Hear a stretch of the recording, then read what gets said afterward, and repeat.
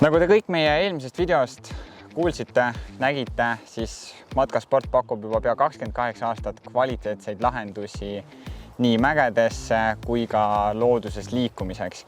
Ja selle kuu vältel lubasime jagada meie oma inimeste lugusid just telkidest, mis on vastu pidanud aastakümneid. Ja siit on meie esimene telk, kus sulle meenub, millisest kauplusest ja millal sa selle telgi umbes seotasid? See telk sai võetud 2000-ndate alguses ja lugesime näppude peal siis kokku, et tõenäoliselt oli sellega see pärit siis meie esimesest matkaspordipoest Endla tänavalt. No kui ma teda püsti panen, siis ma otsin alati mingisugused kohad, kus ta siis võiks saada võimalikult vähe vigastada.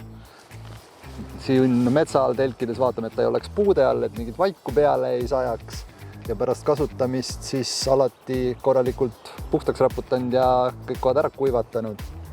No see telk saigi võetud selliseks selgsuseks, et me olime noored alpinistid Jaan Künnapi nimelises alpinismiklubis ja selle klubi suvised reisid olid siis kas Alpidesse, Elbrusele või Pamiiri ja siis ma olen selle konkreetse telgiga käinud siis vähemalt 2 Elbruse reisil.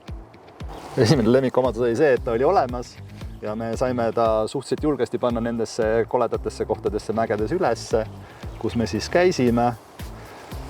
Ja heaks tegi siis just see, et oli mingisugunegi eeskoda, kuhu sai jätta kotid ja mõlemalt poolt siis on uksed, mille tulemusena saab telki hästi tuulutada ja siis kui ees on kotid, siis saad tagant välja käia. Ja hea oli veel see, et 3 inimese telgi kohta oli ta siis suhteliselt väike, kerge ja kompaktne.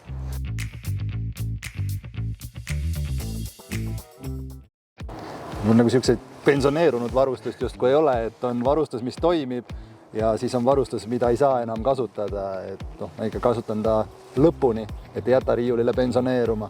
No ja isegi kui selle telgi kattematerjal jõuab lõpuks sellisesse kohta, kus ta enam koos ei püsi, siis need samad kaared näiteks, et neid saab kasutada varuosadena mõne järgmise ürituse juures.